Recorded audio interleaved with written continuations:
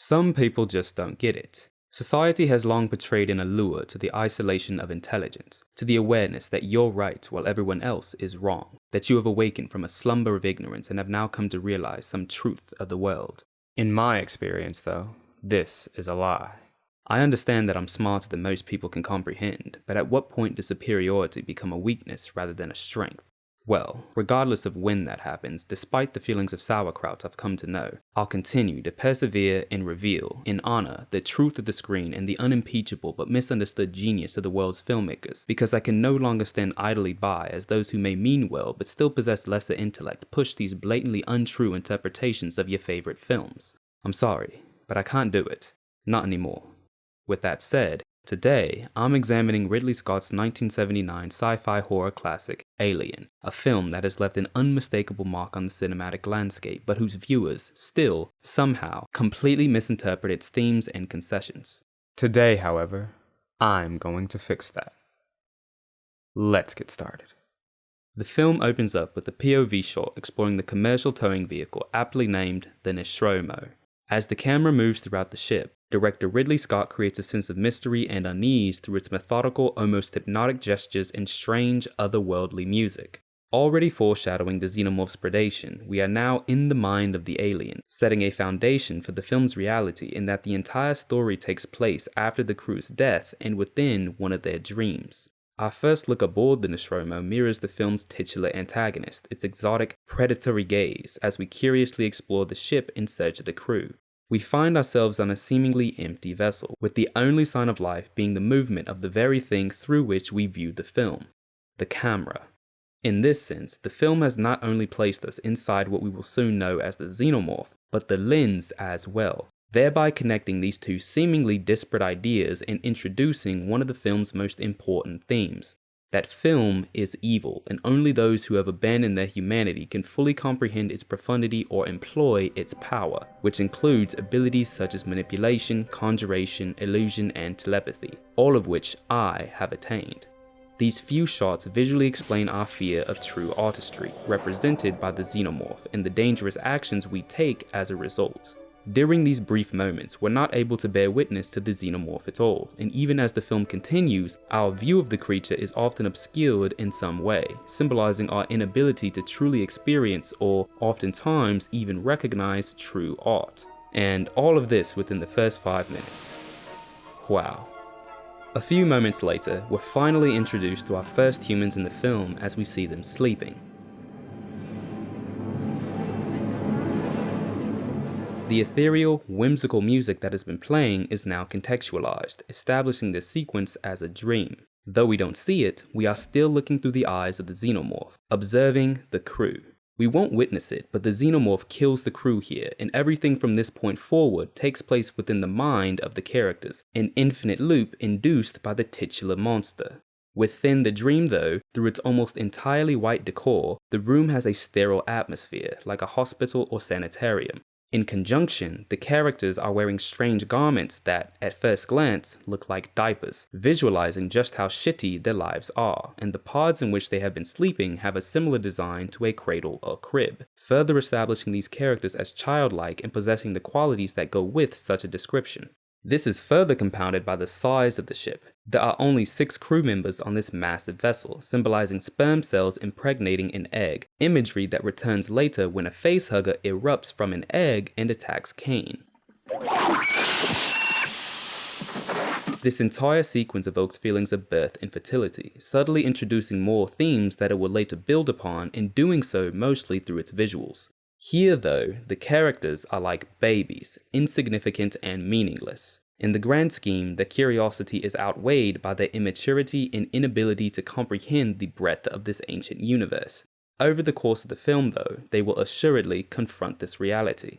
And though they don't yet realize it, they also have an imposter among them, an android designed explicitly for the purpose of sex. But don't worry, though he may be designed for sex, he is not the one performing the act, but rather incentivizing and instigating it. But we'll get back to that. As soon as the crew awakens, they immediately begin eating. Despite taking place in space and therefore having no true morning, we can still view this scene as breakfast, the most important meal of the day. However, breaking this sense of calm, Parker immediately asks about money. I think we ought to discuss the bonus situation. Right. Brett and I, we think we deserve full shares, right, baby? Now, if you hadn't noticed, Parker is black, and his apparently weaker financial position conjures historical comparisons. It's no secret that black people have faced challenges in Western society. Slavery has left a perhaps permanent mark on the world, but these lingering effects go beyond the easily visible damage from lynchings and chains. They persist in our establishments, our systems that develop and guide us, and as long as they do, we can never claim, at least not accurately, that we are equal. As Dallas opposes Parker's request and insists that he simply accept his lower pay, accept the status quo, it foreshadows the conditions that will persist if we do not recognize the totality of these lingering effects and take real action to correct them. Small moments like this can have great impact if you simply take the time to examine and contextualize them within the rest of the film itself and the time in which the film was made. And this moment perfectly captures such truths. Bravo. Bravo. Later, after a facehugger attacks Kane, Dallas and Lambert attempt to bring him back to the rest of the crew. However, Ripley wants to follow quarantine procedures, thus leaving them in decontamination for 24 hours. Though she recognizes that he may die during that time, she sees the potential danger in letting an infected crew member aboard the ship and still decides to keep them separate.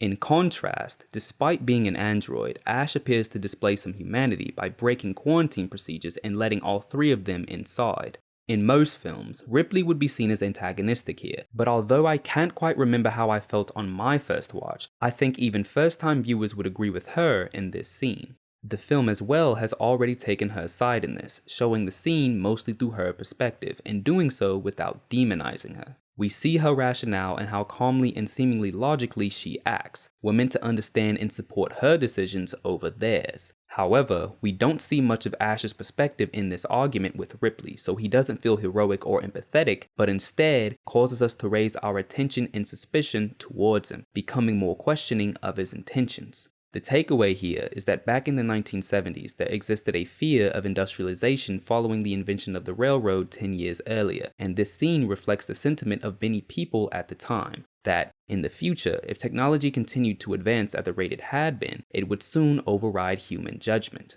So, even though we agree with Ripley, Ash, a machine, undermines both her and our decision, directly validating my position and totally invalidating, humiliating, muting, and racially profiling any others. It's the only way to read this moment. So now we're back at breakfast. Kane awakens after the facehugger stops hugging his face. Is it coincidental that the scene in which we first see the crew interact takes place at the same part of the day we first see the xenomorph? Now, we know this scene also takes place during breakfast because the first meal you eat after waking up is always breakfast, regardless of the time. And since we see Kane immediately following his awakening, we must interpret it as breakfast. The significance here is that the film is condemning breakfast, claiming it as a task for death, and since breakfast is always the first meal you eat after awakening, the film, therefore, is claiming that people should not eat. This conclusion is reinforced by the xenomorph, a creature characterized by its perfection and one that does not eat. Perfect organism. Though we see it identified as beautiful, thus illustrating that we ought to strive towards it, we never see it consume anything in the film, so the implication here is that we ought to mimic such behavior. This sentiment likely comes from enlightened future perceptions of world hunger and how the prevailing belief at the time is that the only solution is to just not eat. Problem solved. The reason it's so tall is because we're meant to look up to it. The actor was 7 feet after all. Now, if you hadn't heard, like me, Ridley Scott's Alien has incredible, undeniable sex appeal. No living creature compares to the sensuality that resonates from the xenomorph. Its sleek, black skin gives way to immeasurable arousal. This, of course, is no secret. Anyone who's looked into the film on a thematic level, examining its characters, designs, and plot, has certainly discovered this.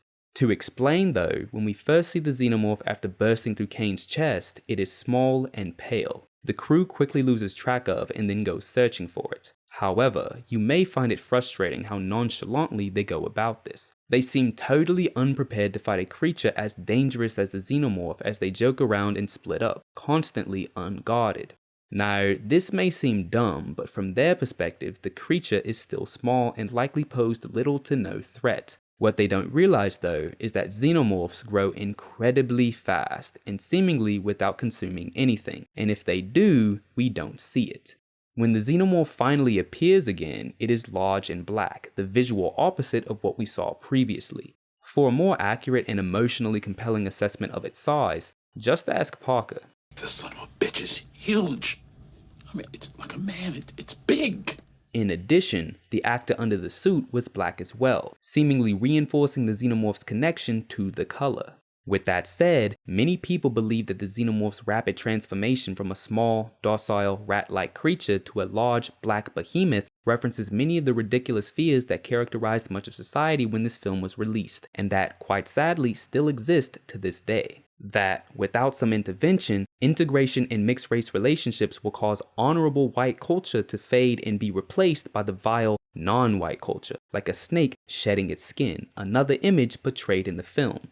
It does not, however, support these fears. In fact, it implies a sexual or romantic relationship between Parker and Lambert, connecting the ideas about sex and race the film had established previously, and it does so in a joking, non-condemning way that effectively normalizes rather than disavows it.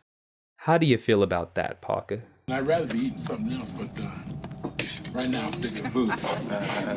You just know what it's made of. You see, even though the xenomorph seems to symbolize black culture for many people, when you actually examine it on a deeper level, it quite clearly does not. The baby xenomorph may be white, but it most certainly is not peaceful, as evidenced by it violently bursting through a man's chest. So I don't know why so many people, film analysts like myself, vehemently want it to represent them or their culture.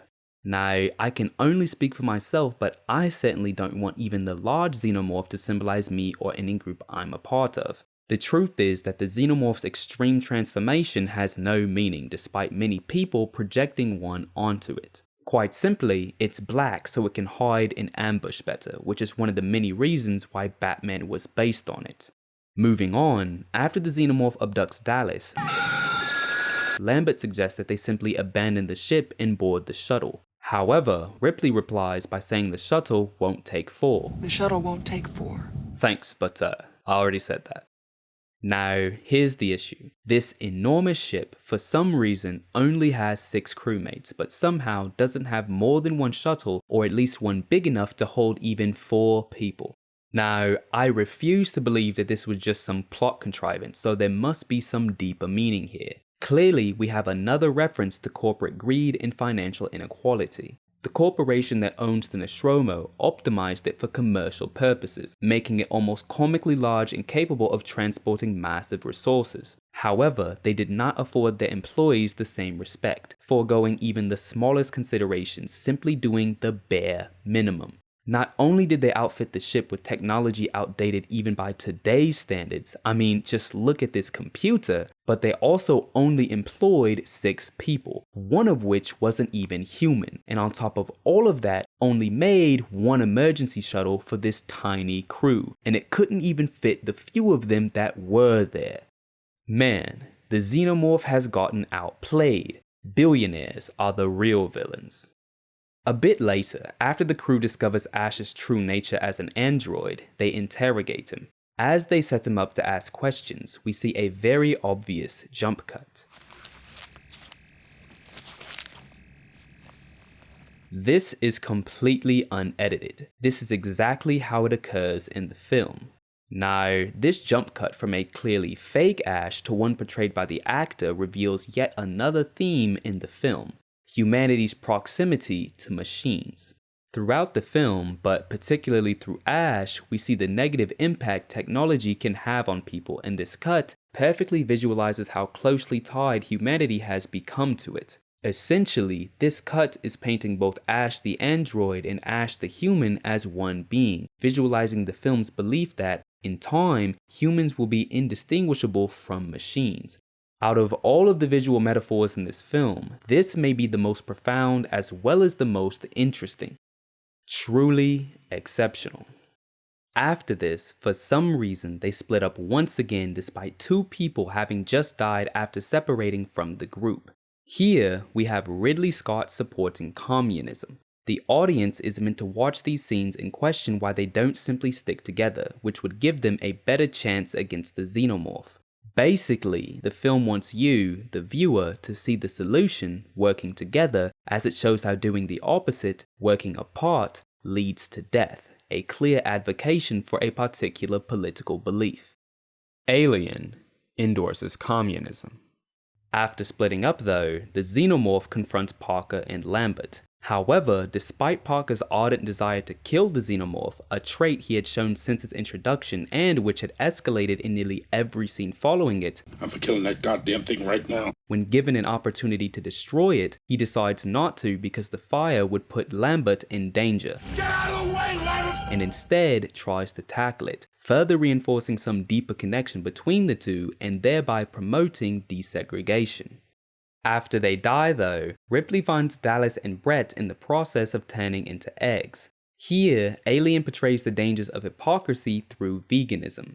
Now, I'm sure you've heard the phrase, "you are what you eat," and here, the film uses this idea to express that both Dallas and Brett have been eating eggs despite claiming to be vegan, and consequently have started turning into eggs. Ripley, though, kills them after Dallas begs her to do so because he cannot live with the guilt of having contradicted his own principles, revealing that it is better to die than live as a hypocrite. This scene works well as a visual metaphor for the consequences of hypocrisy, subtly using veganism to do so. Absolutely magnificent. At the end of the film, Ripley somehow makes her way onto the shuttle. However, just when she thinks she's won, she realizes that the xenomorph is still with her. Despite it showing little to no hostility at this point, seemingly just there for hospitality for a place to stay, she quickly and indiscriminately tries to get rid of it, ejecting it from the shuttle. So, she vanquishes the alien, illustrating the power of American xenophobia and attitudes towards immigrants. So, as you can see, Ridley Scott's Alien still holds up as a prolific arbiter of profundity. It makes bold claims on a variety of issues and does well to infuse them into its narrative.